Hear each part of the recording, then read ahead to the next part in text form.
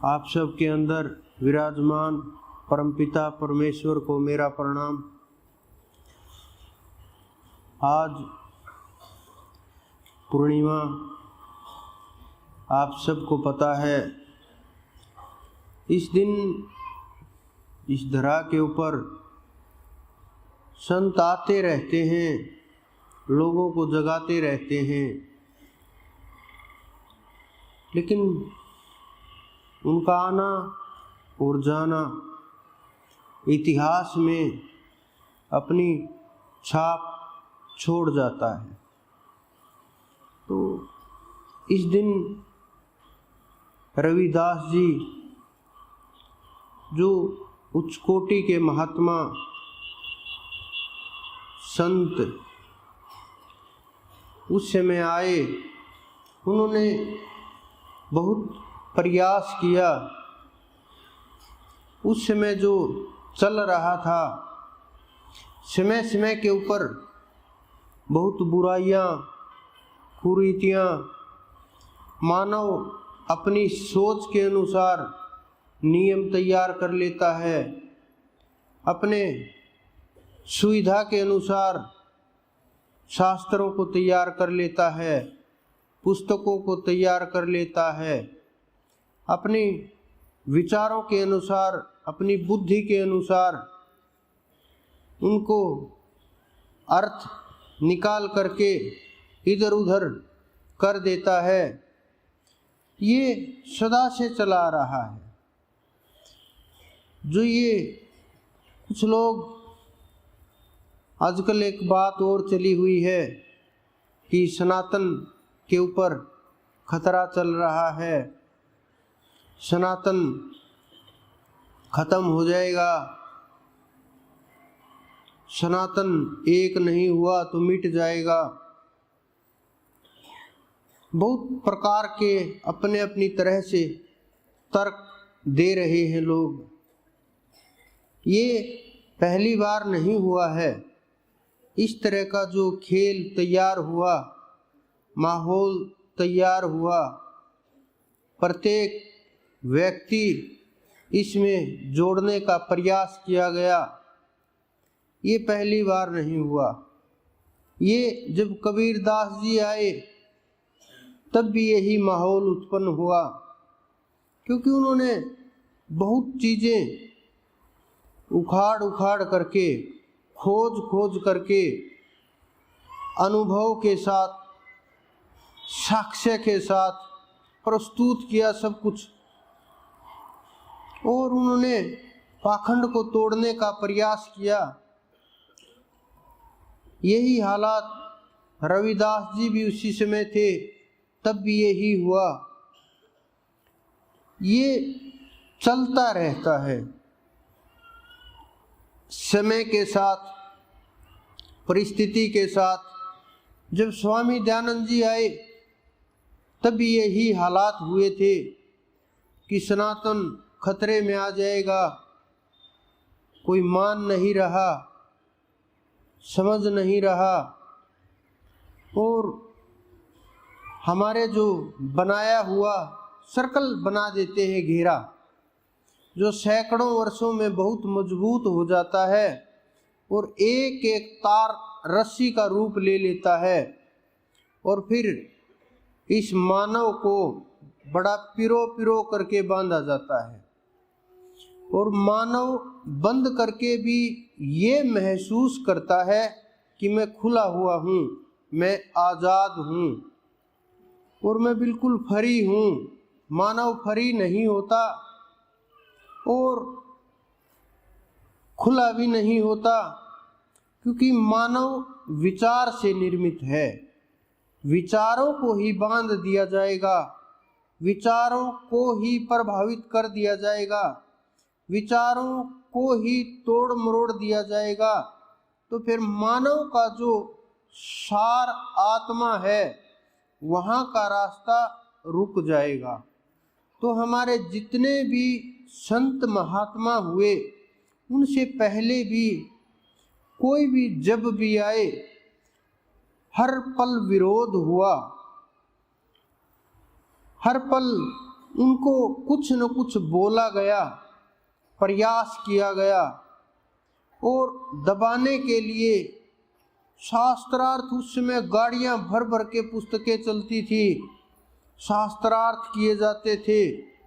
उन संतों के साथ जिन्होंने कभी पुस्तक को छुआ तक नहीं, लेकिन उन्होंने करके दिखाया कि सत्य क्या है, धर्म क्या है और सनातन क्या है, आत्मा क्या है, रास्ता क्या है, वेद क्या है, खोज क्या है, परम तत्व क्या है,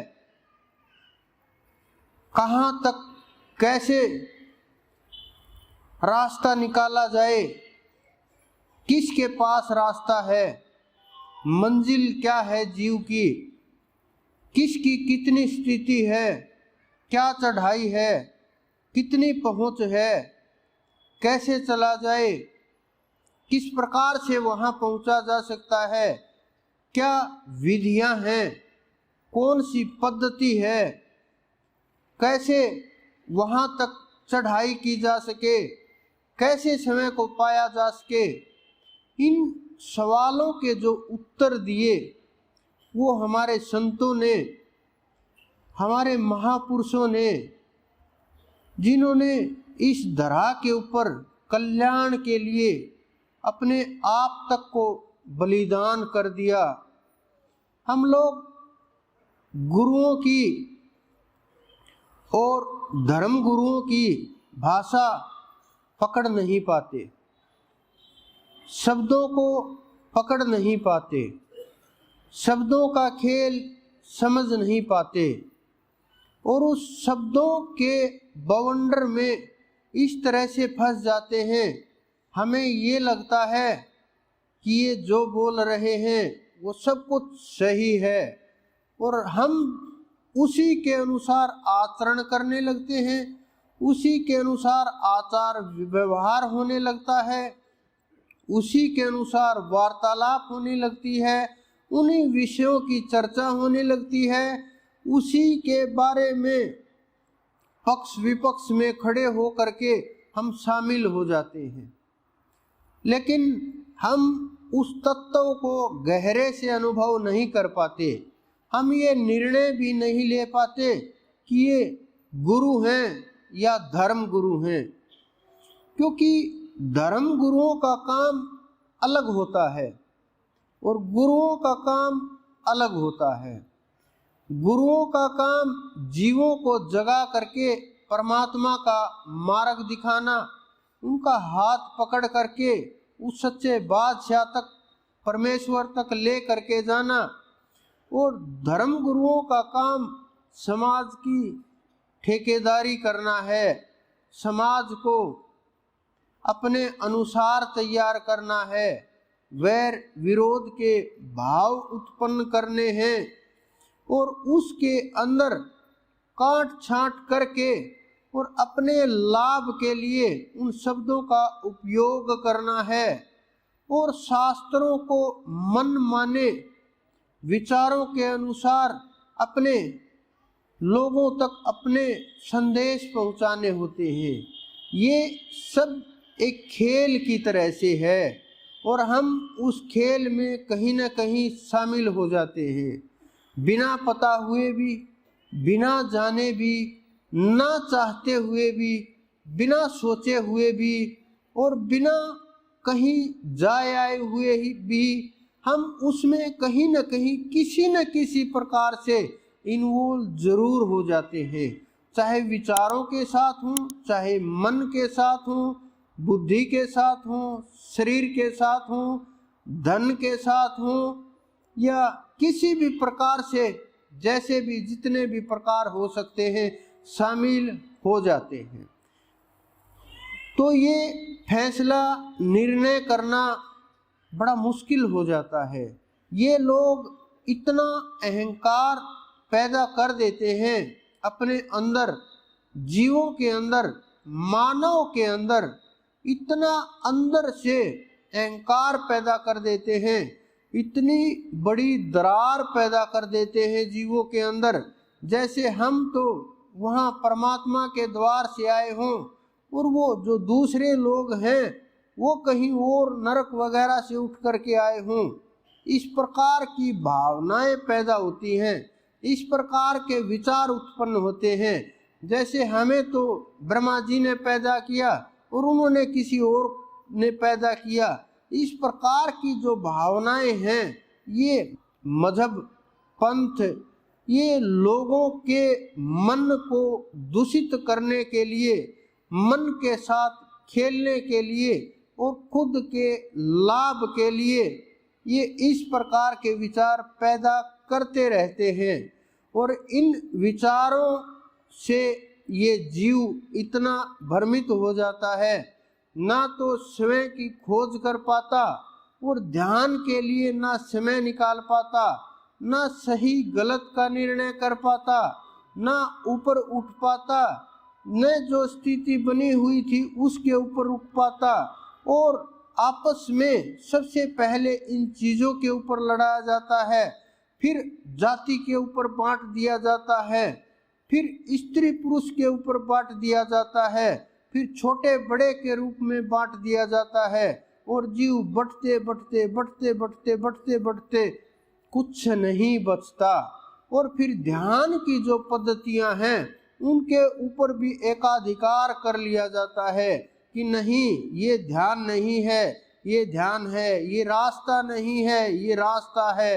अपना निर्णय अपने अनुसार बनाने लगते हैं और अपने अनुसार ही उन निर्णयों के फैसले आने लगते हैं। फिर खेल शुरू होता है राजनीति का। जो शिकारी हैं वो शिकार करते रहते हैं और जिनको शिकार होना है वो शिकार हो जाते हैं और भ्रम के अंदर भटक जाते हैं और एक दौड़ शुरू होती है जो कभी खत्म नहीं होती, पूरी जिंदगी भी खत्म नहीं होती।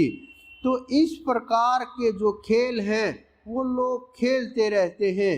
ये बड़ी प्लानिंग के साथ सब कुछ किया जाता है, एक एक कदम सोच सोच करके प्लान किया जाता है, बड़ी मजबूत टीम के साथ सब कुछ बोला जाता है और तैयार किया जाता है सब कुछ। तो जो ध्यान का विषय है वो अलग विषय है, जो गुरु का विषय है वो अलग विषय है, धर्म का विषय है, धर्म का विषय अलग नहीं है। दोनों का खेल एक ही है, लेकिन उन्होंने थोड़ा सा भेद पैदा कर दिया। धर्म का अर्थ ये नहीं कि केवल किए बस इतना सा मजहबों को धर्म मान लेना, ये धर्म नहीं है। धर्म प्रकृति के साथ जुड़ा हुआ है, धर्म परमात्मा के साथ जुड़ा हुआ है, धर्म प्रत्येक जीव के साथ जुड़ा हुआ है, धर्म प्रत्येक शरीरों के साथ जुड़ा हुआ है।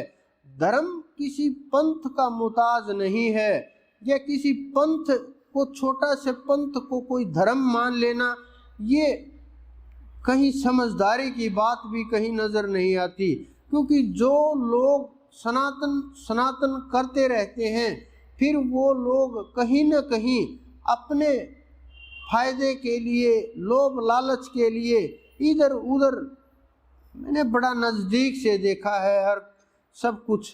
क्योंकि हर चीज़ जब हम नज़दीक से खोज करेंगे, अंदर घुस करके देखेंगे, सबके हालात पता चल जाएगी, कहाँ क्या चल रहा है, किसका क्या विचार है, किसका क्या मतभेद है, किसका क्या मनभेद है, सब पता चल जाता है। तो जो हमारे संत महात्मा आते हैं वो विशेष आते हैं, क्योंकि वो अंश होते हैं जो तैयार हो करके परमात्मा के चरणों में पहुंच जाते हैं। वो पुष्प होते हैं जो परमात्मा के चरणों में चढ़ते हैं और वो अपने साथ ढेर सारे पुष्पों को तैयार करके एक टोकरी में इकट्ठा करके अपने साथ ले जाते हैं परमात्मा के चरणों तक।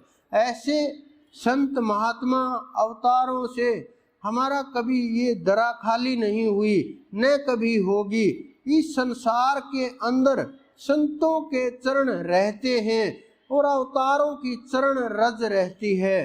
तो उसी के सहारे जो वाइब्रेशन होती हैं, उसी के सहारे जो ये पवित्रता होती है, उसी का जो ये तेज होता है, उन्हीं का प्रभाव होता है, और उन्हीं का जो ये आभा मंडल होता है वो बहुत दूर तक प्रभाव करता है। विचारों को भी प्रभावित करता है, जीवन शैली को भी प्रभावित करता है, मन को भी प्रभावित करता है, और हर चीज के ऊपर इफेक्ट करती है वो चीजें। क्योंकि उन्होंने जो साधना की है, उन्होंने जो साध लिया, उनके पास जो परम की ताकत है, उनके पास जो परम तत्व की ताकत है। क्योंकि प्रत्येक, जिस प्रकार से आप ये देखिए कि आपके पास फोन होगा, कुछ लोगों के पास गाड़ियां होंगी, रोबोट देखे होंगे, लैपटॉप देखे होंगे, आजकल तो ये सब चीज़ें हाजिर हैं, आप सब लोगों के पास होंगी। उनको किसी न किसी समय पर अपडेट किया जाता है कि उनको अपडेट कर दिया गया, नया वर्जन आ गया। तो ये कहाँ से आती हैं ये चीज़ें, कैसे पता लगती हैं? क्या बस वही अपडेट होती हैं? क्या बस वही चीज़ें हैं जो ऊपर उठती हैं, नया वर्जन आता है? परमात्मा ने, प्रकृति ने कब से ये चीज़ें की हैं?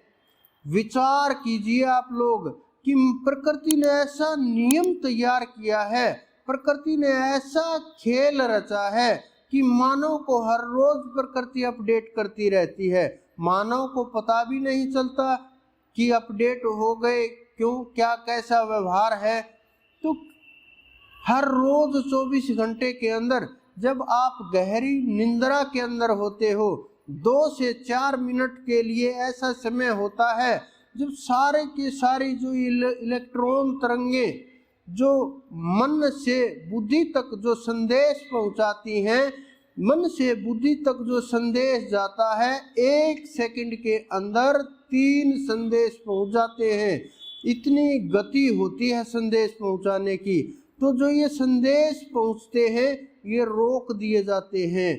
गहरी निंद्रा के अंदर जब होते हो, 2 से 4 मिनट का ऐसा समय होता है कि आपको कुछ भी पता नहीं होता। आप जी रहे हो, मर रहे हो, सांस चल रहा है, सो रहे हो, जाग रहे हो, कोई शरीर का दर्द, कष्ट कुछ भी अनुभव नहीं होता। चाहे कितनी भी पीड़ा हो, कितना भी दर्द हो, कितना भी कष्ट हो, कोई भी परेशानी हो, कितनी भी टेंशन हो, कितने भी विचार दूषित हो, कैसी भी हालात हो, कैसा भी शरीर हो, किसी भी प्रकार की समस्या हो, ऐसा समय 2 से 4 मिनट का जरूर आ जाता है जब मानव का मस्तिष्क बिल्कुल शून्य में पहुंच जाता है। और उस शून्य के अंदर जो समय होता है वो एकदम से रिफ्रेश हो जाता है, और एकदम से जब उठते हो आपको महसूस होता है हाँ कुछ अलग सा है, एनर्जी सी महसूस होती है। वो क्यों होती है? जब इन तरंगों को, इलेक्ट्रोन मैग्नेटिक तरंगों को रोक दिया जाता है। आप ये समझो, जो संदेश पहुंच रहे हैं, जो एनर्जी लग रही है, जो एनर्जी चल रही है, दिमाग का हिस्सा बहुत छोटा होता है, ज़्यादा बड़ा नहीं होता, बहुत छोटा। इस शरीर का भार जितना भी है, उस शरीर के भार से लगभग 2 से 2.5% ही होता है मस्तिष्क। लेकिन वो एनर्जी कितनी वेस्ट करता है?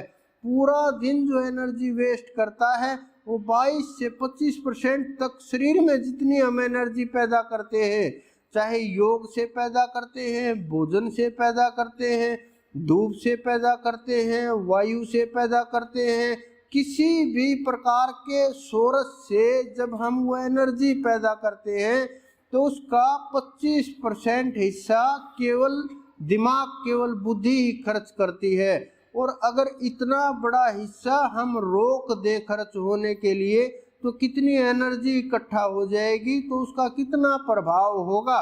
इसीलिए संत महात्माओं के चेहरे के ऊपर तेज नजर आता है, वो अलग से दिखाई देने लगते हैं, अलग से उनका प्रभाव नजर आने लगता है, शब्द के अंदर ताकत पैदा हो जाती है, और नाम के अंदर जो दौलत है वो बाहर निकल करके कल्याण के लिए, लोगों को समझाने के लिए, जीवों के कल्याण के लिए उनको रास्ता दिखाने लगते हैं।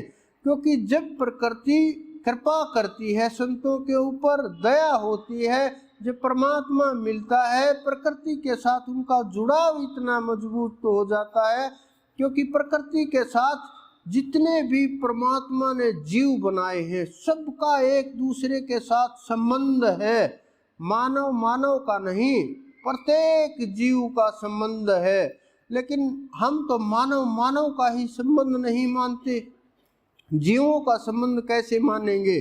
84 लाख जितने भी योनियां हैं, ये समझो सबका सबके साथ इतना गहरा तालमेल है कि कभी ये आत्मा कोई रूप धारण करती है, कभी आत्मा किसी शरीर में चली जाती है, कभी आत्मा किसी योनि के अंदर चली जाती है।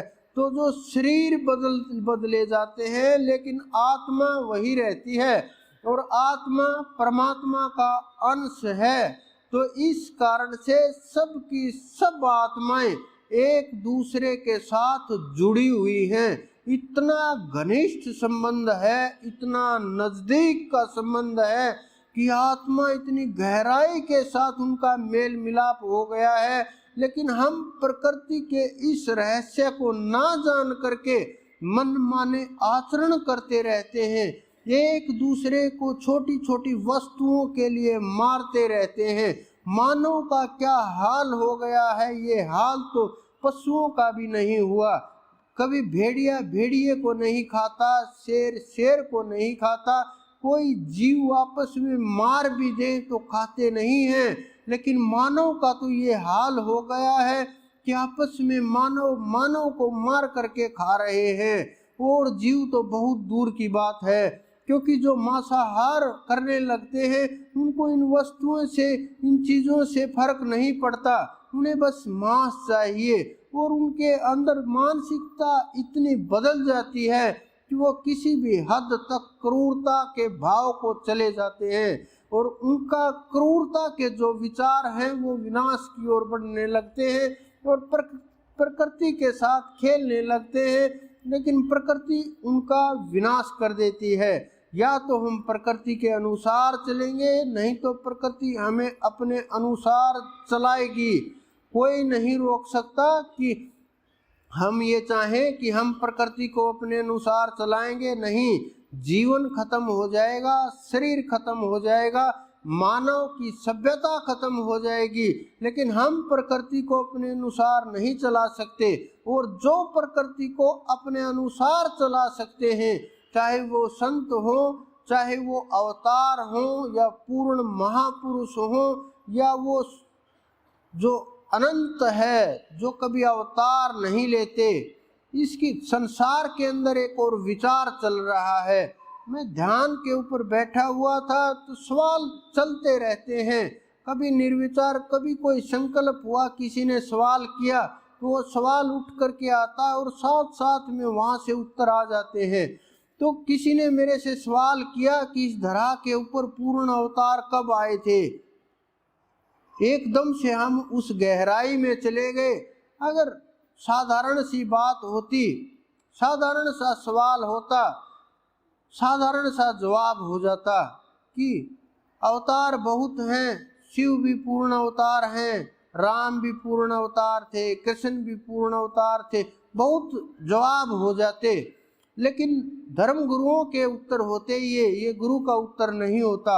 हमने खोज की, और जब ध्यान के अंदर खोज की इस सवाल की, तो जवाब आया हमारे गुरु का कि इस धरा के ऊपर वो पूर्ण सत्ता न कभी आई है न कभी आएगी, हो ही नहीं सकता। ये असंभव है बिल्कुल कि वो पूर्ण सत्ता इस धरा के ऊपर आ सके, क्योंकि वो इतना बड़ा है, लाखों ब्रह्मांड उसके अंदर घूम रहे हैं, अनंत अनंत ब्रह्मांड उसके अंदर घूम रहे हैं।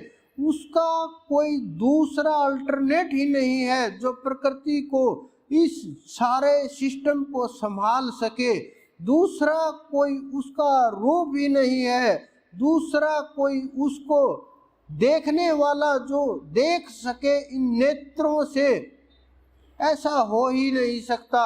वो अनुभव की ताकत है, कृपा के बिना वहां तक पहुंचना भी असंभव है। और उस नेत्र को देखने के लिए चाहिए जो कि संसार के अंदर बहुत अवतार आए हुए हैं और वो आते रहते हैं, लेकिन वो अवतार कहाँ से आते हैं? वो बस जिस प्रकार से एक ढेर लगा हो बहुत बड़ा सामान का, कोई फैक्ट्री लगा रखी हो सामान की, तो उसमें से जिस प्रकार से भट्ठा लगा दिया गया हो, उसमें हजारों लाखों ईंटें निकलती हो, करोड़ों ईंटें निकलती हो, उसमें से एक ईंट हम उठाएं और बोल दें कि ये पूर्ण है। वैसे तो वो पूर्ण है क्योंकि उसमें सब कुछ है, लेकिन वो भट्ठा तो नहीं ना, वो तो केवल मात्र एक ईंट है। उसी प्रकार से इन अवतारों की हालात है ये कि वो मात्र कुछ वस्तुएं, कुछ ताकतें और कुछ कलाएं ले करके यहाँ आ जाते हैं, लेकिन न उनकी कलाओं की तुलना किसी के साथ की जाती है, न उनकी ताकत की तुलना की जा सकती है, क्योंकि वो स्पेशल में आए हुए हैं। लेकिन ये नहीं कि वो पूर्ण तत्व हैं। वो पूर्ण तत्व अजन्मा है, अविनाशी है, अमर है, अजर है, अलौकिक है, और वो कभी अवतार नहीं लेता। कोई गर्भ ऐसा बना ही नहीं जो उसको धारण कर सके, कोई माँ ऐसी बने ही नहीं जो उसको जन्म दे सके, ये असंभव है बिल्कुल। लेकिन हमारे शास्त्रों ने, हमारे जो क्या बोलूं अब उनके विषय में, धर्म गुरुओं ने अपने अनुसार इन चीज़ों को तैयार किया, नमक मिर्च मसाला लगा करके सब लोगों को पेश किया। और कभी श्री कृष्ण ने ये नहीं कहा कि तुम कृष्ण कृष्ण रटो, कभी राम ने ये नहीं कहा कि तुम राम राम रटो, कभी परशुराम जी ने ये नहीं कहा कि तुम परशुराम जी को रटो, बिल्कुल भी नहीं कहा। उन्होंने साधना के रहस्य को समझाया, उन्होंने ध्यान के रहस्य को समझाया, उन्होंने मार्ग के रहस्य को समझाया, उन्होंने सार को समझाया, उन्होंने आत्मा के रहस्य को समझाया, उन्होंने रास्ता दिखाया। वो हाथ पकड़ करके उस परम तत्व तक ले करके चले गए। उन्होंने गुरु का रूप धारण करके शिष्यों को पार लगाया, इस पृथ्वी के ऊपर अलग संदेश दिए, अपनी छाप छोड़ते चले गए, जीवों को पार उतारते चले गए।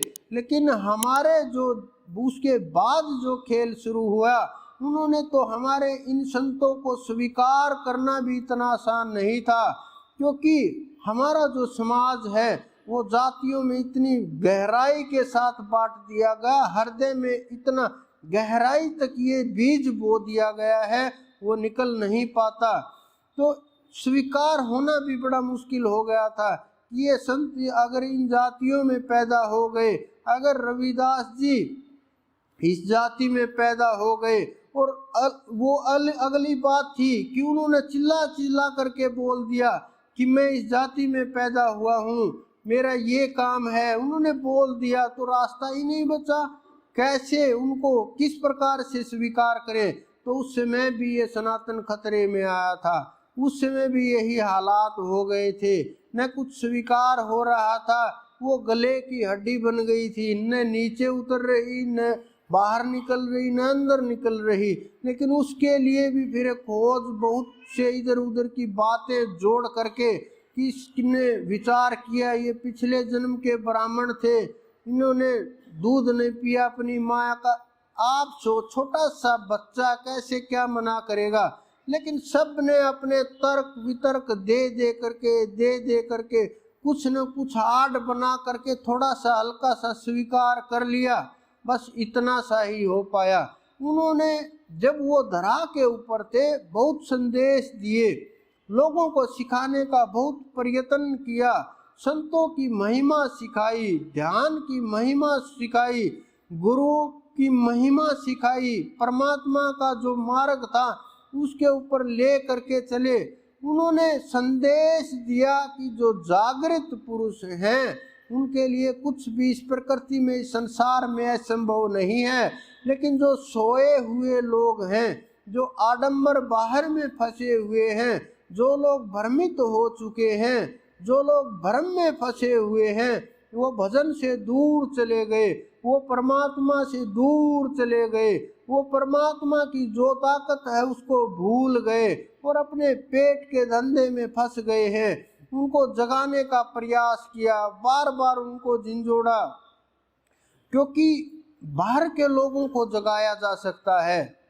जो लोग धर्मस्थलों के ऊपर रहते हैं, चाहे कोई भी धर्मस्थल हो, केवल ये नहीं हिंदुओं का धर्मस्थल, कोई भी धर्मस्थल हो, चाहे मस्जिद हो, चाहे मंदिर हो, चाहे गुरुद्वारा हो, चाहे चर्च हो, किसी भी प्रकार का कोई भी धर्मस्थल हो, वहाँ आप जा करके देखोगे वो लोग बहुत गहराई से गहरी निंद्रा में चले गए हैं। आप उन्हें जगाओगे तो भी वो जागेंगे नहीं। कुछ पैसे के लिए, कुछ छोटी छोटी वस्तुओं के लिए वो परमात्मा तक को बेचने के लिए प्रयास करते रहते हैं। आपको बार बार ऑफर देते रहते हैं और बार बार इस प्रकार के प्लान देते रहते हैं, जल्दी दर्शन करा देंगे, परमात्मा ये कृपा कर देगा, अगर आप वहाँ जाओगे ये हो जाएगा। मेरे साथ भी ऐसा हुआ, आप लोगों के साथ भी ऐसा हुआ होगा।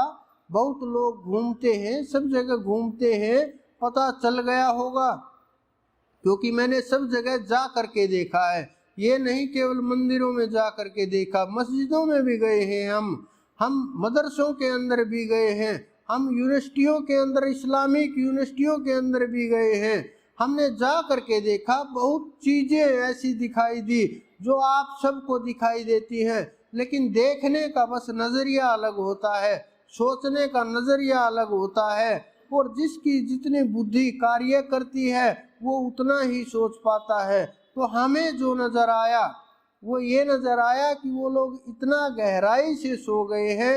उन्हें आप लोग जगाने का प्रयास करें, समझाने का प्रयास करें, परमात्मा के मार्ग पर चलाने का प्रयास करें। वो आप लोगों को ही बेवकूफ़ समझने लगते हैं, क्योंकि वो ये मानते हैं कि नहीं हम श्रेष्ठ हैं, हमें सब कुछ पता है, हमें ज्ञान है कि ये मूर्ति जो रखी हुई है, जो ये मज़ार बना दी गई है, यही श्रेष्ठ है। इससे आगे न कोई दुनिया है, न कोई परमात्मा है, न कोई ज्ञान है, न कोई ब्रह्म है, और बस यही जो कुछ है, यही घर चलाने का जरिया है, यही जीवन चलाने का जरिया है, यही अरदास लगाने का जरिया है। ये वही बात है। मियाँ की दौड़ मस्जिद तक, तो उनकी दौड़ केवल वहीं तक होती है, लेकिन वो इस बात से अनजान होते हैं कि परमात्मा नाम की ताकत होती है, उसके अंदर कितनी शक्ति होती है, उसकी सत्ता कहाँ तक है। जिनको हम श्रेष्ठ मान करके बैठे हैं, जिनको हम पूर्ण मान करके बैठे हैं, वो अपना कार्य करके जा चुके हैं, और वो जो अपना कार्य जो उन्होंने करना था, जो विशेष कार्य के लिए आए थे, उन्हें अपना निपटाना था, निपटा करके कर्म किया, वापस वहीं लौट गए, उसी सत्ता में विलीन हो गए और वहाँ पहुँच करके अपने आप को मिटा दिया। लेकिन हम उन्हीं के पीछे दौड़ते रहते हैं, भागते रहते हैं, खोजते रहते हैं, और बस ये मानते रहते हैं कि अगर ये हो जाए तो बस चल जाएगा काम। अगर हमारे अंदर एक और कमियां होती हैं, हम छोटी छोटी सांसारिक वस्तुओं के लिए, छोटी छोटी भोग की वस्तुओं के लिए, छोटी छोटी इच्छाओं के लिए, इन छोटी छोटी वस्तुओं तक के लिए हम नास्तिक तक हो जाते हैं। हम परमात्मा को छोड़ देते हैं, हम ध्यान को छोड़ देते हैं, हम सुमरण को छोड़ देते हैं, हम उस परमात्मा के मार्ग को छोड़ देते हैं, यहाँ तक कि मार्ग दिखाने वाले गुरु को भी छोड़ देते हैं। लेकिन हमें ये नहीं पता होता लाभ क्या है, हानि क्या है, कैसे क्या चल रहा है, कौन सा कर्म कट रहा है, किस कारण से ये छोटी छोटी वस्तुओं को रोक करके रखा है, क्यों वो परमात्मा नहीं दे रहा। हम अर्थ नहीं समझते, उसकी दया को नहीं समझते, उसके मार्ग को नहीं समझते, उसकी इच्छा के अनुसार नहीं चलते। हाँ, परमात्मा और गुरु को हम अपने अनुसार चलाने का जरूर प्रयास करते हैं, ये बिल्कुल असंभव सी बात है कि एक नादान छोटा सा बच्चा, एक पीएचडी वाले जिन्होंने एक्सपर्ट हैं, जिन्होंने पुस्तकें तक लिख डाली, जिन्होंने पूरा कोर्स किया, कि वो उनको पीएचडी की बातें बताए और वो सुने समझे, ये बड़ी आश्चर्य में खेल होता है, बहुत खतरनाक।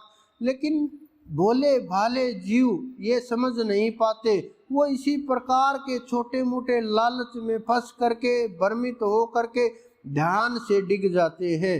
मेरे पास जीव आ रहे हैं, 10-10 साल पुराने जीव आ रहे हैं, जो जब हमने शुरुआत की थी कहीं मिले थे, किसी शहर में आते जाते मिले थे, वो जीव भी आ रहे हैं कि आपको हमने वहाँ देखा था, तब पहली मुलाकात हुई थी, तब हमने सोचा कि ऐसा कुछ नहीं है, लेकिन जो आपने बोला वही हुआ आज तक, क्योंकि वही होगा। मैं अपने पास से ना कुछ बोलता हूँ, ना मेरे पास बोलने के लिए कुछ है, ना मेरे पास शब्द हैं, ना मेरे पास ज्ञान है, न कुछ भी नहीं है, क्योंकि मेरे पास तो केवल उसका नाम है जो उन्होंने दिया सुमरण के लिए, जो उन्होंने कृपा की, जो वो बोलते हैं हम आगे बोल देते हैं, जैसा वो संदेश करते हैं हम वैसा उपदेश कर देते हैं, वैसा उनका संदेश ऐसे कैसा हम आगे पहुंचा देते हैं।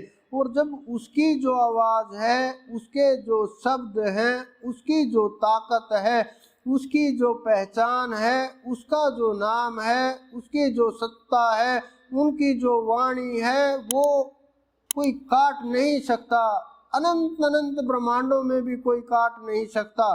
उसके अंदर इतनी ताकत है जितना ये बुद्धि सोच नहीं सकती, ये मन खोज नहीं सकता, ये विचार वहाँ तक पहुँच नहीं सकते, ये सूरत वहाँ तक जाना मुश्किल हो जाती है, ये नृत वहाँ तक पहुँच भी जाए तो चरणों में नतमस्तक हो जाती है।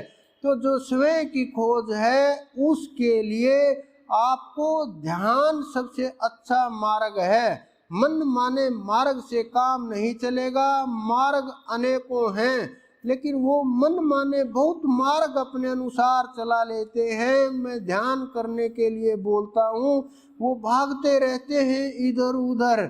मैं बोलता हूँ कि आप बैठ करके बिना हिले ध्यान कीजिए।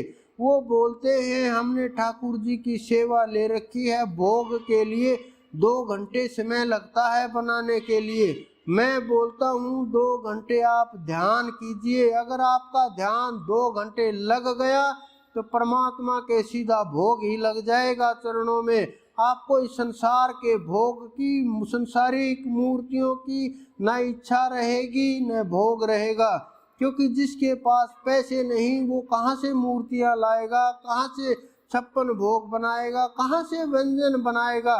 और संतों के पास तो धन का भाव सदा से ही रहा है। इतना आसान नहीं होता संत बनना।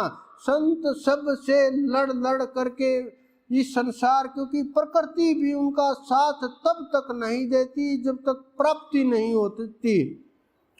जब प्राप्ति हो जाती है तब प्रकृति उसका साथ देने लगती है, उसके साथ चारों तरफ खड़े हो जाते हैं। लेकिन जब तक प्राप्ति नहीं होती उसकी शत्रु ही बनी रहती है हर कदम के ऊपर। आपने भी देखा होगा, जब आप ध्यान के अंदर बैठते हैं अनेकों अनेक विचार के बादल बवंडर की तरह से आकर के घेर लेते हैं, जो पूरा दिन भी कुछ बातें याद नहीं रहती, न याद आती हैं, न विचार आता है, न ध्यान आता है, न कोई शब्द ऐसा उठ करके आता है। जो ही आप ध्यान में बैठे ऐसे उठ उठ के बवंडर आएंगे, मन को उड़ा करके ले जाएंगे और आपका ध्यान एक पल भी नहीं लगेगा। कुछ लोगों का ध्यान लगने लगे तो एकदम से जो फोन रखा होता है एकदम से ध्यान वहाँ रहता है, अभी बजेगा अभी बजेगा अभी बजेगा। कुछ लोगों का ध्यान पैरों में लगा रहता है कि अभी दर्द होगा, थोड़ी देर में उठ जाऊंगा।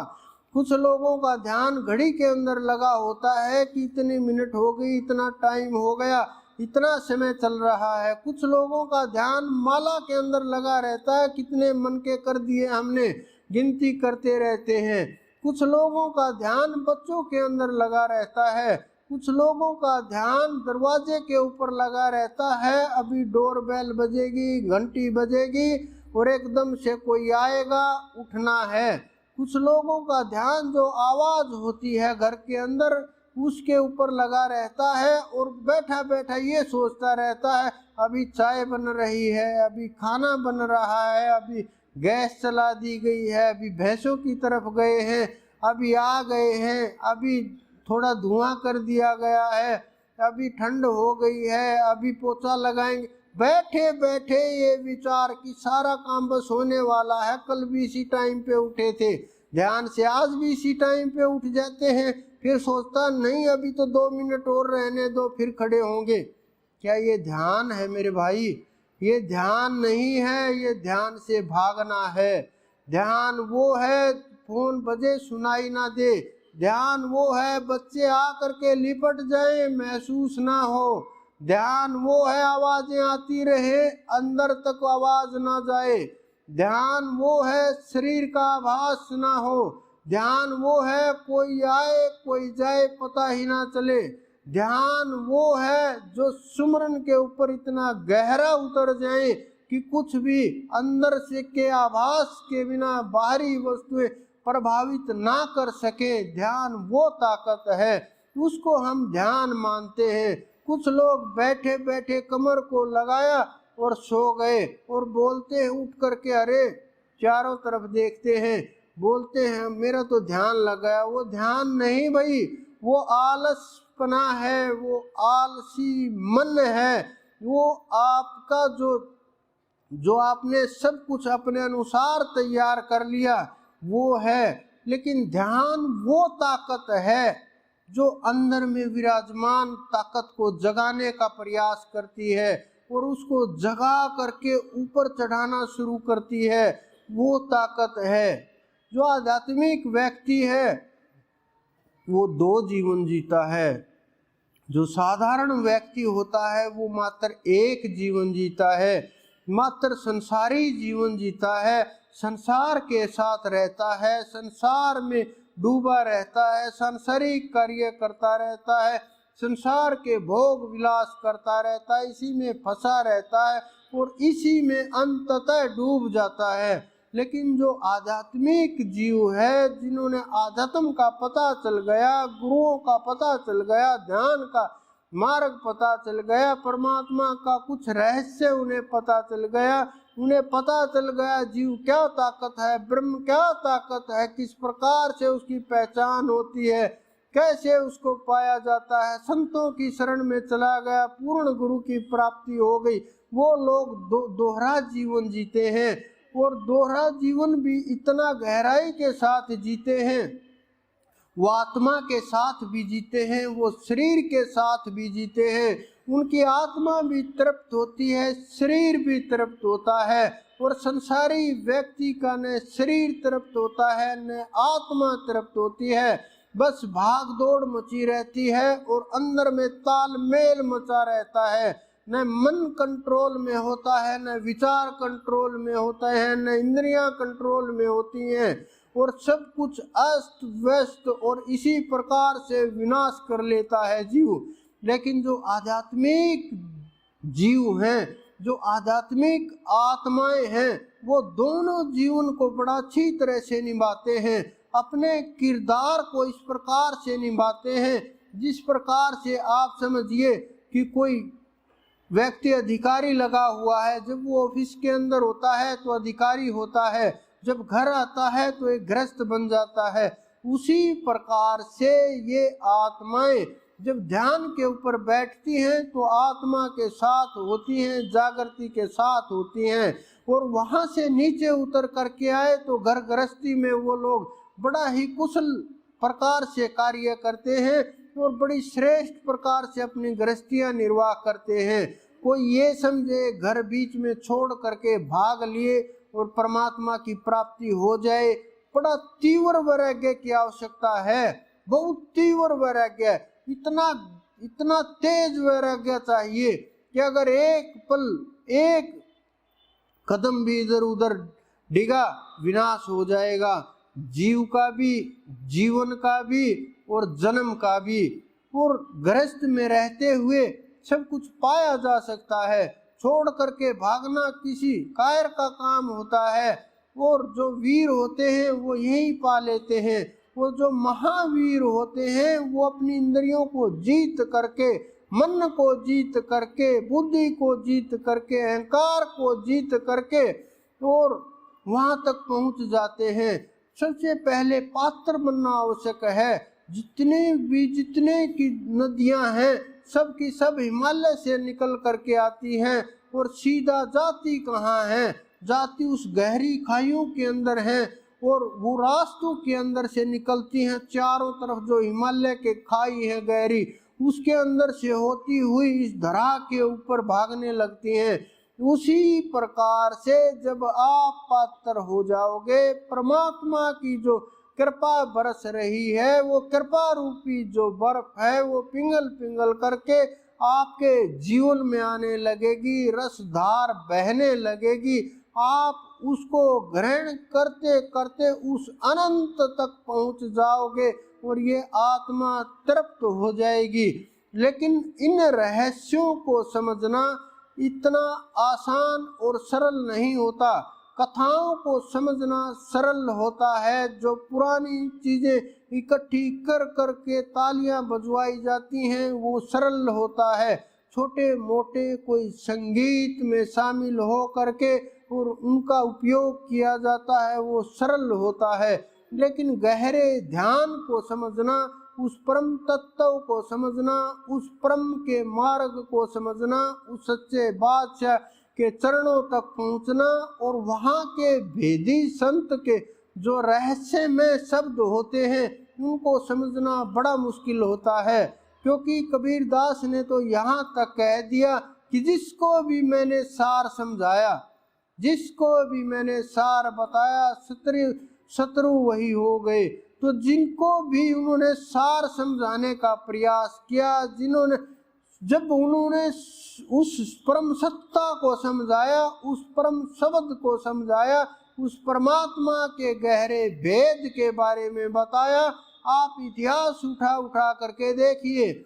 वही लोग जिन्होंने उनके जितना नजदीक गए, जिनके सामने रहस्य के भेद को खोला, वही लोग उनके शत्रु हो गए। क्योंकि वो योग्य नहीं होते। कि संसार में योग्य मिलना बहुत कठिन होता है, लेकिन संत सोचते हैं योग्य बन जाएंगे, योग्य बना लेंगे, अपने जीवों को हम अपनी तरह से तैयार कर लेंगे और प्रयास करते हैं, मौका देते हैं। लेकिन इस मौके में वो बहुत कुछ गवा देते हैं, खो जाता है बहुत कुछ।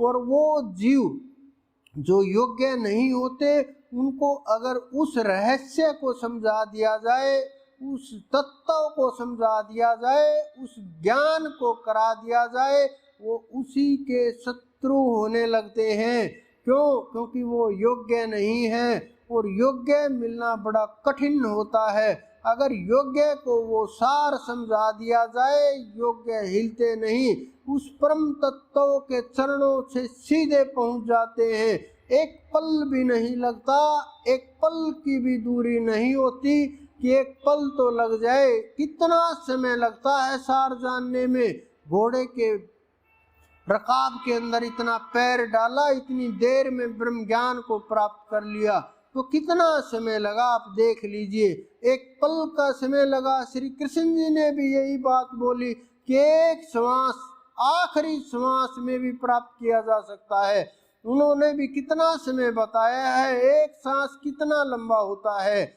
कितना सा होता है, आप अंदाजा लगा लीजिए ज्ञान कितने समय में हो सकता है।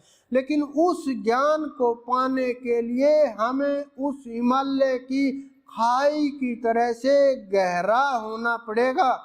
और जो गहरा हो गया, जो अंदर में उतर गया, अपने आप को पात्र बना लिया, वो जीव खोज करके उस परम तत्व, परम ब्रह्म तक पहुंच जाते हैं। और जिन जीवों ने उस सच्चे बादशाह को तीसरे नेत्र से देख लिया, इन चरम चक्षुओं से वो दिखाई नहीं देगा, इनसे केवल मात्र भ्रम होगा, भ्रम भरी वस्तुएं दिखाई देंगी। भ्रम से भरे हुआ ये संसार दिखाई देगा, भ्रम से भरा हुआ ये ब्रह्मांड दिखाई देगा, वो तीसरा नेत्र भी जब साफ हो जाएगा, क्योंकि उसकी भी अवस्थाएं होती हैं, उसकी भी स्थितियां होती हैं कि जिस प्रकार से एक चश्मे के द्वारा आप 100 फुट का देख सकते हैं, दूसरे चश्मे के द्वारा 200 फुट का, आप छोटी दूरबीन के द्वारा 1 किलोमीटर का देख सकते हैं, बड़ी दूरबीन के द्वारा 10 किलोमीटर का, और टेलीस्कोप के जरिए आप ब्रह्मांड में ग्रहों को भी देख सकते हैं। ये तो सांसारिक वैज्ञानिकों की खोज है। लेकिन जब आप आध्यात्म के ऊपर जाओगे तो आपकी जितनी नज़र साफ होगी, जितनी दृष्टि साफ होगी, जितना दृष्टि में तेज होगा, जितनी दृष्टि खुली होगी, जितना दृष्टि जहाँ तक दौड़ सकेगी वहीं तक आपको दृश्य नजर आएंगे। लेकिन जब तक हम उस पूर्ण परमात्मा तक नहीं पहुँच जाते, उनके चरणों में स्थान नहीं मिलता, उनका आभास अनुभव नहीं होता, उनके दर्शन नहीं होते, तब तक हमें ये प्रयास करते रहना चाहिए कि हमारी दृष्टि भी दूर तक जाए, हमें भी दूर की नज़र प्राप्त हो। वो दूर नहीं, वो अति निकट है, अति निकट नहीं, वो बहुत निकट है, वो आपके अपने अंदर में विराजमान है। जब आप इस रहस्य को समझ जाओगे, आपकी खोज आपके ऊपर ही पहुंच जाएगी, और जब आपकी खोज आपके अंदर तक पहुंच जाएगी, न कुछ जानना शेष रहेगा, न खोना शेष रहेगा, न पाना शेष रहेगा, न मिटाना शेष रहेगा। आप विद्यार्थियों को देखते हो, क्लास के अंदर देखते हो, संसार के अंदर देखते हो, जो आदमी जितना ज़्यादा चतुर होता है, जितना ज़्यादा समझदार होता है, जितना ज़्यादा तेज दिमाग होता है, जितना ज़्यादा कार्य करता है, संसार का, स्कूल का, हर चीज़ का भार उसके ऊपर ज़्यादा होता है। लेकिन आध्यात्म में बिल्कुल उल्टा और विपरीत होता है। जो जितना अंदर से शांत होता है, जिसके जितने विचार कम होते हैं, जिसने जितने विचारों को मिटा दिया, जिसने अपने ऊपर जितनी पकड़ कर ली, जिसका मन जितना काबू में है, जिसने खुद को अंदर में उतार दिया, जिसने विचारों को मिटा दिया, वो उतना ही प्रकृति के नज़दीक है, और प्रकृति उससे अपना उतना ही ज़्यादा कार्य सौंपती है, और उसी के अनुसार कार्य उसको करने होते हैं। ये प्रकृति के साथ उस परमात्मा के संदेश भी होते हैं, क्योंकि सारी प्रकृति फिर उसी के अनुसार चलने लगती है। कैसे भी किसी भी जीव को उठाना हो, किसी भी जीव को गिराना हो, संसार में कोई क्रिया प्रतिक्रिया करनी हो, कुछ हलचल करनी हो, किसी को आगे लाना हो, किसी को पीछे हटाना हो, ये संतों के लिए मामूली से कार्य होते हैं, और ये खेलते रहते हैं, देखते रहते हैं, और ये संसार को कठपुतली की तरह से नचाते रहते हैं, क्योंकि उनके अंदर इतनी अक्षमता होती है, इतनी ताकत होती है, इतना अनुभव होता है, इतनी एनर्जी होती है, इतनी जागृति होती है कि वो प्रकृति में भी हस्तक्षेप करते हैं, लेकिन वो करते नहीं, बस देखते रहते हैं साक्षी के भाव को।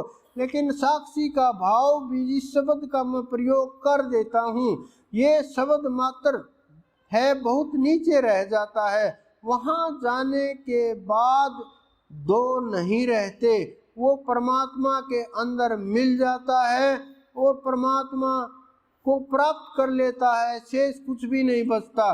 लेकिन जो आपका ध्यान का समय है, वो ये कहा गया है, आप 24 घंटे ध्यान के अंदर रहो, जो भी विचार उत्पन्न हो ध्यान के अंदर हो, अपने आप समाप्त हो जाएगा। अगर आप 24 घंटे ध्यान के अंदर नहीं रह सकते तो 12 घंटे भजन करना चाहिए, अपनी आत्मा के साथ रहना चाहिए, खुद के साथ साक्षी बन के रहना चाहिए। अगर आप उतना भी नहीं कर सकते तो 6 घंटे कम से कम करना चाहिए। अगर आप उतना भी नहीं कर सकते तो 3 घंटे तो करना ही चाहिए। संसारी व्यक्ति, कुछ लोग बोलते हैं काम भी करना होता है, संसार के कार्य भी हैं, संसार में व्यस्त भी रहते हैं, रोजी रोटी भी कमानी होती है, ईमानदारी के साथ काम भी करना होता है, तो वो लोग कम से कम 1.5 घंटा तो अपनी आत्मा के साथ रहें। जब आप अपनी आत्मा के साथ रहेंगे तो पवित्रता भी बढ़ेगी, ध्यान भी बढ़ेगा, सुमरण भी बढ़ेगा, जागृति भी बढ़ेगी और आपकी चढ़ाई भी शुरू होगी। और आपकी आत्मा के साथ जितना आप समय बिताएंगे उतना ही आप अपने नज़दीक जाएंगे। जिस प्रकार से आप अपने किसी साथी के साथ, मित्र के साथ, प्रेमी के साथ अपना समय बिताते हैं तो वो आप समझते हैं कि मेरा ये सबसे कीमती समय है, लेकिन मैं ये मानता हूँ आपका जो सबसे कीमती समय वो है जो आप अपनी आत्मा के साथ बिताते हो। जब आप अपनी आत्मा के साथ एक एक पल बिताओगे, कितना भी समय बिताओ, ये संसार आप जानते हो, जो लोग संसार के अंदर पैसे इकट्ठे करते हैं वो भी जानते हैं कि हमारे साथ नहीं जाएंगे। जो लोग इस संसार के अंदर सुख सुविधाएं इकट्ठी करते हैं उन्हें भी पता है कि ये हमारे साथ नहीं जाएंगे। जो लोग इस संसार के अंदर भिन्न भिन्न प्रकार की वस्तुओं का संग्रह करते हैं उन्हें भी पता ये हमारे साथ नहीं जाएंगे। कुछ लोग मृत्यु के भय से ये सोच करके परिवार को बढ़ाते हैं कि मेरे जाने के बाद कम से कम मेरा नाम रहेगा, मेरा पुत्र होगा, तो अगर मेरा पौत्र होगा तो मेरा वंश आगे बढ़ेगा और इस धरा के ऊपर मेरा नाम चलेगा। वो इस मृत्यु के भय से वंशों को बढ़ाते हैं और आगे बढ़ जाते हैं। आज न उनके नाम है, न उनके वंश है, न उनका अस्तित्व है, न उनकी मौजूदगी है, न उनका एहसास है। तो ऐसी वस्तुओं को हम पता होते हुए भी संग्रह कर रहे हैं, भाग दौड़ रहे हैं। बस काम चलना चाहिए, अच्छी तरह से घर चलना चाहिए, जो ज़रूरत की चीज़ें हैं वो मिलनी चाहिए।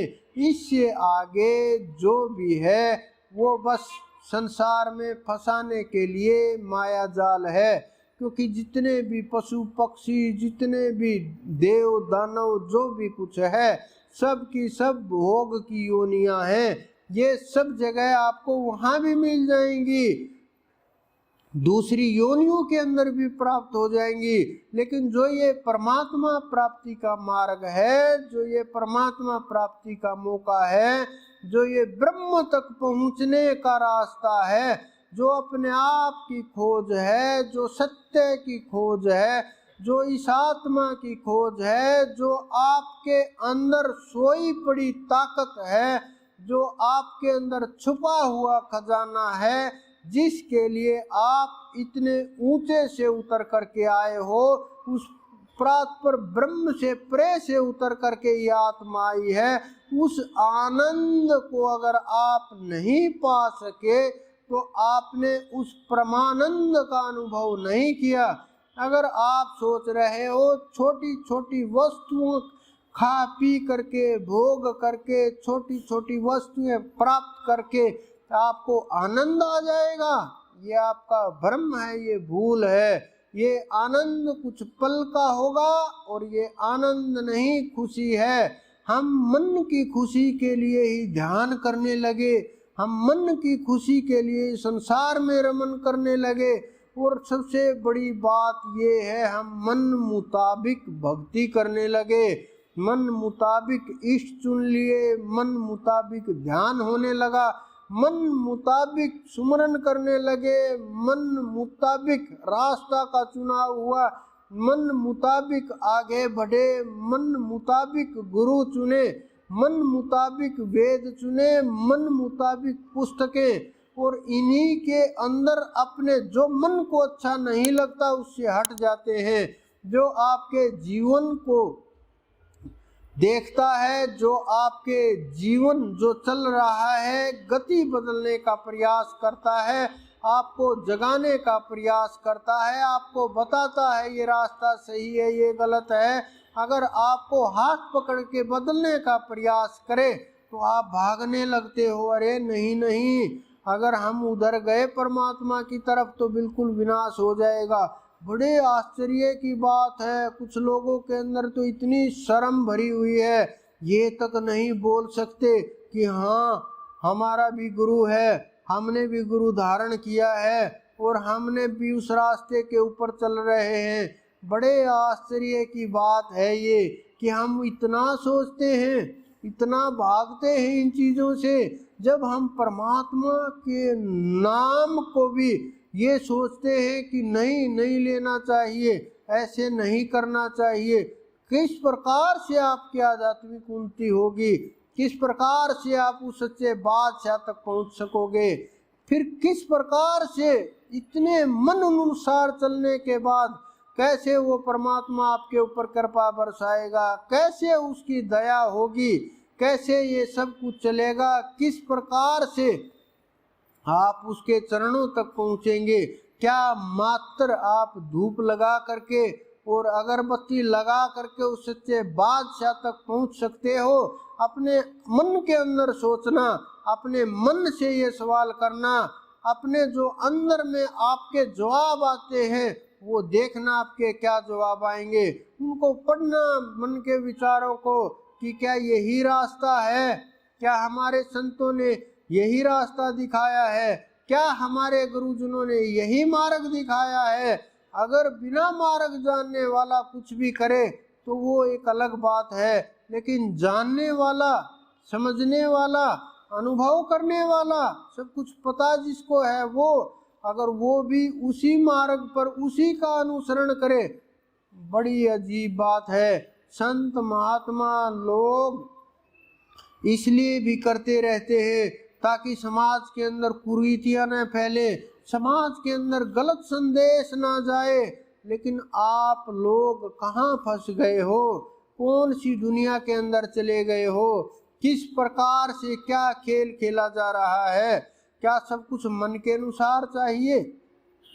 ये भोजन नहीं है कि मन के अनुसार खाएंगे, ये भक्ति का मार्ग है, ये ज्ञान का मार्ग है, ये खांडे की धार है, ये कांटों से भरा हुआ मार्ग है, ये आपको जगाने के लिए है। ये आपके अंदर, हृदय के अंदर जो कीच भर गया है, जो मन के अंदर बुराइयां इकट्ठी कर ली हैं, जो मन के अंदर संसारिक विषय वासनाओं को समेट लिया है, जो अपने मन के अंदर इतनी वस्तुएं दबा दबा करके इकट्ठी कर ली हैं, जो मन के अंदर इतने राज छुपा लिए हैं, जो परत दर परत अपने को इतना दबा दिया है, जिस प्रकार से एक कमरे के अंदर एक लाइट लगा करके पर्दे के ऊपर पर्दा, हजारों पर्दे लगा दिए जाएं तो वो दब जाता है, उसी प्रकार से आपने अपने ऊपर हजारों प्रकार के पर्दे लगा दिए हैं। इसलिए जो आत्मा है उसकी आवाज, उसका प्रकाश, उसका तेज, उसका प्रभाव आप बाहर तक नहीं आने देते, क्योंकि पता है अगर उसकी आवाज और उसका संदेश बाहर तक आया तो ये जीव जाग जाएगा। वो जागा हुआ जीव ब्रह्म हो जाता है, और ब्रह्म को कोई काल प्रभावित नहीं कर सकता, माया प्रभावित नहीं कर सकती। जिस प्रकार जंगल के अंदर शेर जब तक चुप है तभी तक चारों तरफ शोर होता रहता है, चिड़ियां चहकती रहती हैं, हिरण घूमते रहते हैं, जो ही वो एक दहाड़ लगाएगा सारा जंगल एकदम सुनसान हो जाएगा और एकदम से मौन हो जाएगा। उसी प्रकार से जब आपका सोया हुआ ब्रह्म जागेगा, एक बार दहाड़ेगा, ये काल और माया एकदम से खंड खंड हो जाएंगे और खंड खंड हो करके बिखर जाएंगे, कुछ भी नहीं बचेगा। न आपको कोई रोकने वाला बचेगा, न कोई टोकने वाला बचेगा, न कोई अहंकार होगा, न कोई विचार होगा, वहाँ न कोई तपस्या होगी, न कोई साधना होगी। लेकिन सब कुछ प्राप्त होने के बाद भी योगी लोग साधना में चलते रहते हैं और देखते रहते हैं हर रोज, क्योंकि ये कभी समाप्त नहीं होता। क्योंकि उन्हों के जो लोगों के संसार के जो वो कर्म इकट्ठा करते रहते हैं, प्रकृति जो उनसे कर्म करवाती रहती है, उनका जो लोगों के ऊपर प्रभाव होता है, उनको जो कर्म फल मिलना होता है, वो संतोष या करके टकराता रहता है। और लाखों लोगों के कर्म वो मात्र हल्के से दुख कष्ट में भोग करके ऐसे ही टाल देते हैं, पता भी नहीं लगता। अनेकों मृत्युएं टाल देते हैं, अनेकों प्रकार की परेशानियां टाल देते हैं। और आप देखो संसार के अंदर कि संतों के शरीर के ऊपर छोटे मोटे प्रभाव होते हैं और ऐसे ही निकल जाता है सब कुछ। ये सब परमात्मा की कृपा होती है, उसकी मेहर होती है, उसकी दया के बिना किसी के ऊपर भी वो दया दृष्टि नहीं करता। कोई भी देवता देवी, कोई भी कितनी भी ऊंची स्थिति का हो, अगर उस हरि की जिसके ऊपर नजर पड़ी, सब द्वार के ऊपर आकर के खड़े होंगे, सब हाजिरी लगाएंगे। जिनको आप श्रेष्ठ समझते हो, जिनको आप बड़ा समझते हो, जिनको आप बड़े महापुरुष बड़े शक्तिशाली समझते हो, वहाँ उस दरबार के नग हैं वो, जिन्होंने उस परम तत्व को हमारे से आपसे पहले पा लिया। और इससे ज़्यादा कोई बड़ी बात नहीं है। अगर आपने आज पा लिया तो आप उनके समान जा कर के बैठ जाओगे। वहाँ ये नियम नहीं जिस प्रकार से इस संसार के अंदर है कि ये बड़े हैं, हमारे से 4 पीढ़ी बड़े हैं, तो बड़े हैं तो बराबर नहीं हो सकते, इतना ही भेद रहेगा। वहाँ चाहे कोई करोड़ों वर्ष पहले पहुँचा हो, चाहे कोई अरबों वर्ष पहले पहुंचा हो, चाहे कोई आज पहुंचा हो, वहाँ पर सबके लिए जगह निश्चित है, सबके लिए बराबर स्थान है, सबके लिए रास्ते खुले हैं और सब एक समान है उस दाता की नज़र में। और जब आप उसका ध्यान करोगे तभी मार्ग मिलेगा, बिना ध्यान के कोई रास्ता नहीं मिलता। सबसे श्रेष्ठ चीज ध्यान होती है, सुमरण होती है, ये मार्ग होता है, ये वो चाबी है। मैं इसीलिए बार बार बोलता हूँ कि आप परमात्मा को रटो, आप राम को रटो, आप उस अनंत को रटो, आप उस पार ब्रह्म परमेश्वर को रटो। लेकिन कुछ लोग सोचते हैं कि सबको एक ही प्रकार की डोज से कैसे फर्क होगा, लेकिन वो ये नहीं, इनको ये नहीं मालूम कि कार्य इससे नहीं होंगे। ये तो आपको मात्र उस परमात्मा से जोड़ने के लिए, उसके मार्ग पर बढ़ने के लिए मात्र एक रास्ता दिखाया गया है। जो कार्य होंगे वो योग बल से होंगे, भक्ति से होंगे। जो परमात्मा और प्रकृति ने हमें जो आदेश दिए हैं, जो हमारे पास संदेश आते हैं, जो उस हरि की कृपा है, जो मेरे गुरु ने हमारे शीश के ऊपर जो हाथ रखा है, उससे होंगे कार्य। कार्य इससे नहीं होंगे, कार्य उस परमात्मा की कृपा से होंगे। लेकिन जो आप करोगे, जो साधना करोगे, इससे आपके जन्म जन्म के जो पाप कर्म किए गए हैं, जो अनंत जन्मों के पाप जो इस जन्म में दुख का कारण बनते हैं, जो आपके कष्ट का कारण बनते हैं, जो आपका ये जन्म हुआ अनंत अनंत योनियों को चीर करके यहाँ तक पहुँचे आप, अगर आप इस जन्म में भी नहीं जागे, अगर आप इस जन्म में भी भजन की तरफ नहीं बढ़े, अगर आपने इस जन्म में भी साधना नहीं की, अगर आपने इस जन्म में भी उस परमात्मा का रस पान नहीं किया, उसकी कृपा नहीं बरसी, अगर आपने इस साधना के ऊपर चलना शुरू नहीं किया, फिर आपको यहीं रह जाओगे। अगले जन्म में फिर यहीं से शुरुआत होगी। करना तो पड़ेगा। बिना किए उस सच्चे बादशाह तक न कोई पहुंचा है, न कोई पहुंच सकता है। और उसकी कृपा सबसे आवश्यक होती है। उसकी कृपा होने के बाद जितने भी संसार के देवी देवता हैं, वो कर्ज मांगने के लिए खड़े हो जाते हैं।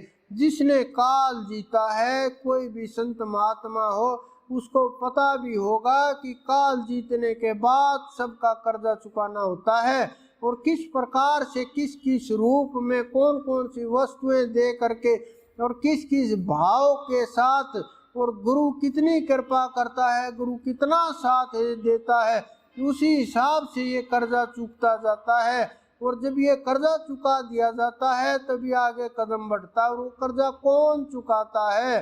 वो जिस प्रकार से हमारा जो कर्जा है वो हमारे गुरु ने चुकाया है, उसी प्रकार से आप सब लोगों का जो कर्जा है वो भी वही परमात्मा चुकाएंगे। उनके बिना कोई कर्जवान कर्ज से मुक्त नहीं हो सकता। इस जीव के ऊपर बहुत प्रकार के कर्ज होते हैं। प्रकृति का कर्ज होता है, माता पिता का कर्ज होता है, देवों का कर्ज होता है, देवियों का कर्ज होता है, कुल देवों का कर्ज होता है। तो इस प्रकार से उनको यज्ञ का कर्ज होता है। बहुत प्रकार के अनेकों प्रकार के कर्ज होते हैं।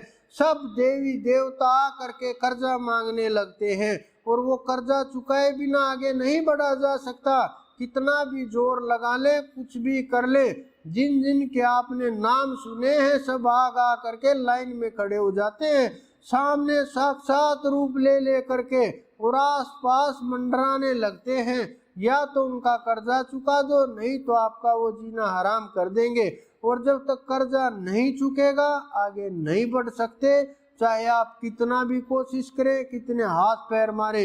वो कर्जा चुकाने का भी रास्ता होता है, वो परमात्मा का जब आप नाम सुमरण करोगे, जब वो साक्षात में प्रकट होगा और गुरु वहाँ आकर के खड़ा होगा और गुरु और परमात्मा का एक तालमेल होगा, तब जा करके वो कर्जा चुकाया जाएगा। अगर गुरु समर्थ नहीं है, गुरु पूर्ण नहीं है, गुरु के पास इतना सामर्थ्य नहीं है वो आपकी दरखास्त को परमात्मा तक पहुंचा सके, तो आपको वहीं रोक लिया जाएगा, आगे नहीं जाने दिया जाएगा। हमारे बहुत से साधकों को इन चीज़ों का अनुभव भी है, पता भी है, देखा भी है, जानकारी भी है, लेकिन वो भी भूल चुके हैं कि कर्ज कैसे चुकाया जाता है। क्योंकि मानव को जो वस्तुएं प्राप्त हो जाती हैं उनकी अहमियतें कम हो जाती हैं। जब मानव को उस अनंत की प्राप्ति हो जाती है वो उस अनंत को भी भूलने लगता है, क्योंकि वही बात बिना पात्रता के दिया गया ज्ञान, दी गई ताकत विनाश का कारण बन जाती है। तो आप जितना भी कोशिश करोगे उस सच्चे बादशाह की ओर बढ़ने के लिए, जितना भी आप इन विचारों को अपने काबू करोगे, मन को काबू करोगे, समय को काबू करोगे और सही दिशा में जीवन को लेकर के चलोगे और एक एक शब्द से लेकर के सुमरण तक, इंद्रियों से लेकर के विचारों तक जब आप कंट्रोल में करोगे, तो आपको जो 2 से 4 मिनट की जो स्थिति होती है प्रकृति उसको अपने अनुसार तैयार करती है। अगर वही स्थिति हम टाइम के साथ बढ़ाते जाएं और वो जागृत अवस्था में हो, होश अवस्था में हो, तो आपको सिद्धावस्था से पहुंचने से कोई नहीं रोक सकता। जिस प्रकार से हमारे जो संत हुए, रामानंद जी को अब तक लोग भूल चुके होते, उनका नाम इतना ज़्यादा नहीं है, लेकिन उनके शिष्यों ने जो उनकी पहचान कराई, उनके शिष्यों ने जो उनके नाम को हीरे की तरह से रगड़ रगड़ करके जो चमकाया, उन्होंने जो तैयार किया, उन्होंने अपने आप को इतना रमा दिया, उन्होंने इतनी ताकत अर्जित कर ली, प्रकृति तक में प्रभाव किया, उन्होंने इतने गहरे तक उस परमात्मा को पा लिया कि फिर कुछ खोना और पाना कुछ भी शेष ही नहीं रहा। तो उन्होंने अपने नाम के आगे गुरु का नाम जोड़ दिया, और जब उन्होंने अपने गुरु का नाम जोड़ा तो गुरु का नाम ऊपर तो गूंज ही रहा था। क्योंकि हमारे बहुत से संत ऐसे हुए, बहुत से महात्मा और ऐसी आत्माएं आज भी विराजमान हैं जिनका संसार के अंदर नाम नहीं है, इतिहास नहीं है, पुस्तकें नहीं है, वर्णन नहीं है, और इस संसार के अंदर उनकी कोई पहचान नहीं है, लेकिन वो दरबार के अंदर विराजमान है। दरबार में उनकी अलग पहचान है, दरबार में रास्ता खुला रहता है, और वो दरबार में कभी भी आ जा सकते हैं। ऐसे भी इस धरा के ऊपर संत मौजूद हैं जो शरीर बहुत ऊंचाई तक जा सकते हैं, जो कभी भी दरबार में आ जा सकते हैं, जो सब शरीरों में एक साथ विराजमान होते हैं कि कभी वो सूक्ष्म को धारण कर लेते हैं, कभी कारण को धारण कर लेते हैं, कभी सब शरीरों को छोड़ करके महाकारण से ऊपर उठ करके दरबार से संदेश ले करके आते हैं, दरबार में संदेश ले करके जाते हैं। ऐसे हमारे बहुत से महान वीर पुरुष अब भी धरा के ऊपर विराजमान हैं।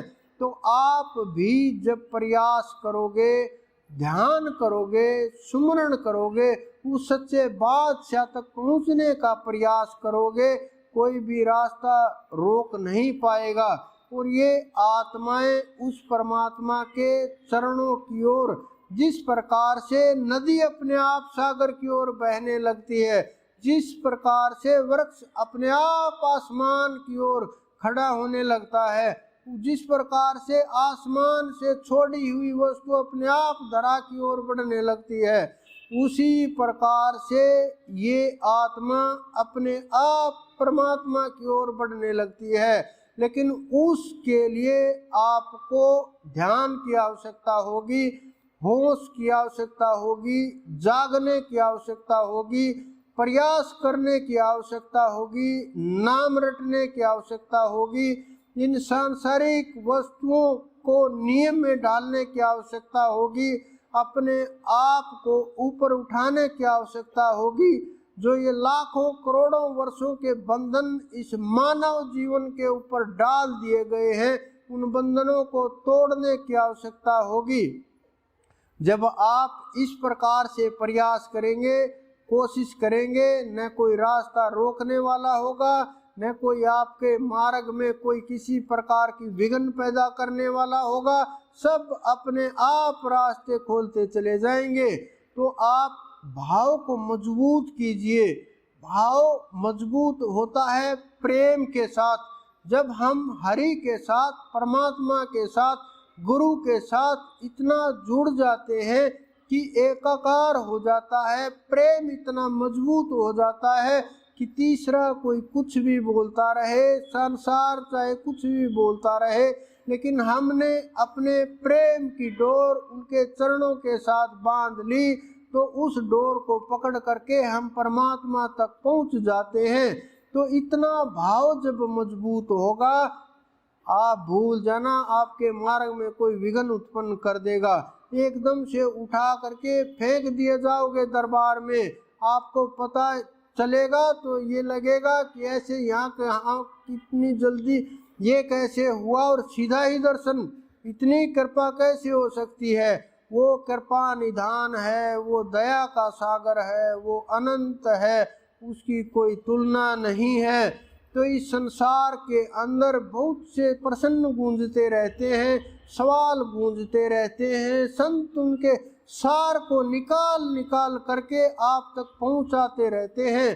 तो आप प्रयास कीजिए ध्यान करने का, सुमरण करने का, और परमात्मा के नाम के ऊपर जितना आप अपनी आत्मा के साथ रहेंगे, जितना आप अपने साथ रहेंगे, परमात्मा की कृपा उतनी ही ज़्यादा आपके ऊपर बरसती रहेगी।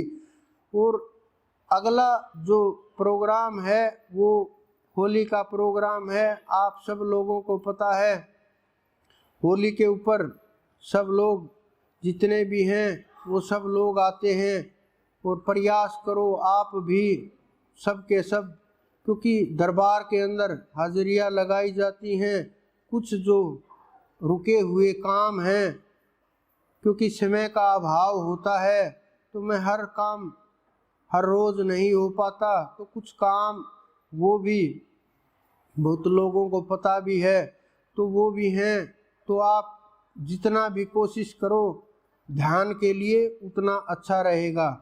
अपना जो अगला प्रोग्राम होगा सत्संग का, वो 7 मार्च का है, होली का त्यौहार है।